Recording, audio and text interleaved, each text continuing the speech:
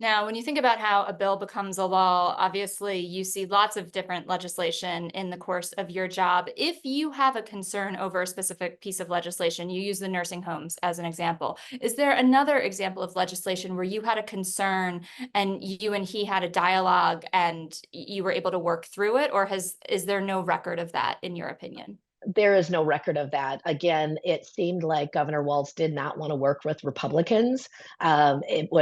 They had the votes to pass everything needed, and that's kind of what we saw. The other thing that's really important to point out is when we went into the legislative session in January of 23, our state had a record surplus. We had $18 billion of surplus in our state, expecting that that would be returned to the people of Minnesota, the taxpayers. That is something that the Democrats had really campaigned on. Governor Walz had said that they were going to attempt to return $2,000 checks to Minnesotans.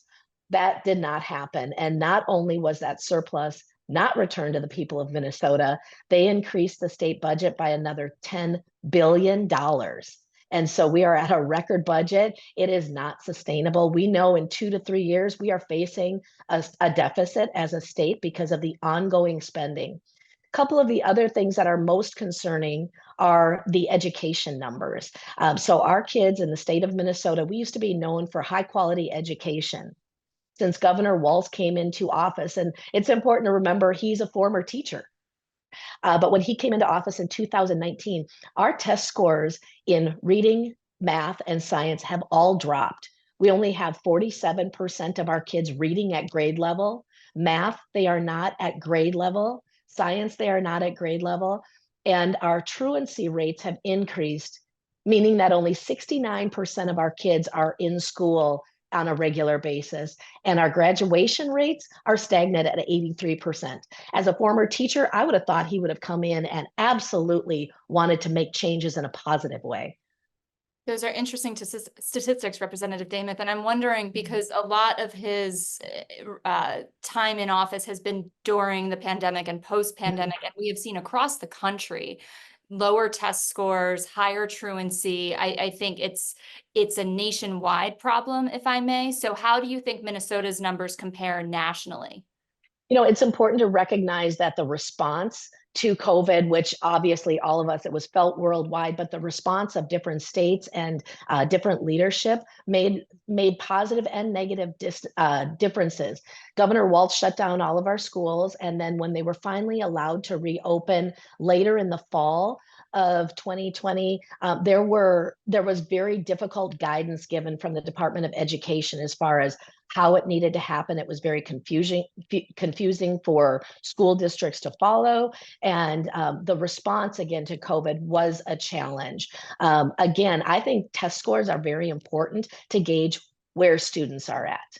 You know, obviously there was going to be a drop, but then we should have actually looked at ways to increase and really focus on the basics that we needed to, rather than putting different mandates on that would make it more difficult and a higher cost and budget concerns for schools across the state. That's what I'm hearing from superintendents right now, that they are looking at a budget that is not going to be able to be afforded, even though a lot of state dollars were put in.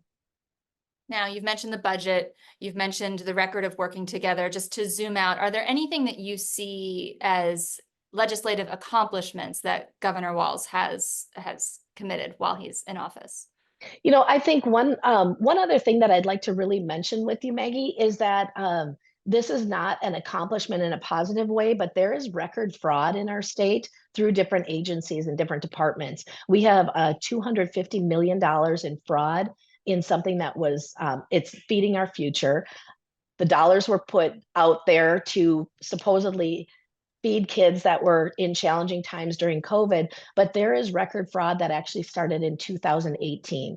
Now, the Feeding Our Future program was held under the Department of Education. And so that would have been a perfect time to realize that there was potential for fraud as he came in as governor, and he could have stopped that. But instead, the fraud went on. We have fraud within the Department of Education for that program. There's fraud in the frontline worker pay, which was dollars that were supposed to go for those that were working during the pandemic.